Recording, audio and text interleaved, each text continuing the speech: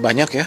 Pertama, Presiden menyampaikan dulu terkait capaian yang sudah diraih oleh pemerintahan Prabowo Gibran. Itu Presiden menyebut 130 hari. Kemudian setelah itu kita beri kesempatan untuk masing-masing Pemret mengajukan pertanyaan. Kalau saya rangkum pertanyaannya itu banyak ya, mulai dari persoalan geoekonomi ya, karena pertama terkait dengan Trump, kenaikan tarif Trump. Kemudian ada isu-isu domestik, persoalan politik, persoalan ekonomi. Kalau persoalan politik lebih ke bagaimana komunikasi apa yang dilakukan oleh pemerintah ini kepada seluruh pemangku kepentingan di negeri ini yang dirasa masih banyak kekurangan. Gitu.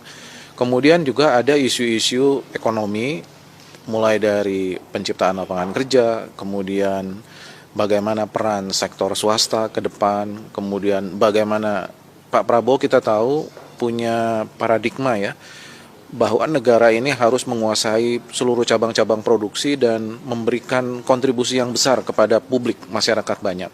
Artinya peran negara menjadi sangat besar, oleh karena itu banyak memang dieksplor upaya-upaya negara untuk terkait dengan peningkatan kesejahteraan masyarakat. Mulai dari makan bergizi gratis, kemudian Pak Prabowo juga menyampaikan soal pengecekan kesehatan gratis, kemudian pendirian sekolah, kemudian Danantara, kemudian koperasi. Jadi banyak hal yang dilakukan. Nah, kemudian ada juga peran sektor swasta. Menarik juga Pak Presiden menjelaskan apa yang ada di pikirannya tentang seberapa strategis peran swasta yang harus berdampingan dengan capitalism estate ya.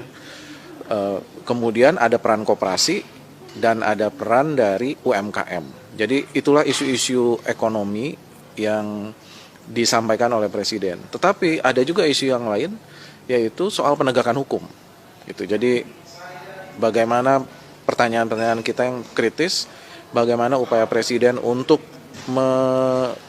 Pak Presiden berkali-kali menyampaikan negara yang maju itu adalah bebas dari isu korupsi. Gitu. Nah, pertanyaannya kita diajukan bagaimana Presiden menegakkan rule of law di negeri ini, mulai dari seluruh aparat penegak hukum, dimulai dari aparat penegak hukum juga birokrasi. Nah, Pak Presiden juga menyampaikan hal-hal itu, dan yang tidak kalah penting, kita juga menanyakan tentang hal-hal yang terkait demokrasi. Bagaimana Presiden merespon tentang kegelisahan dari civil society dan yang lain.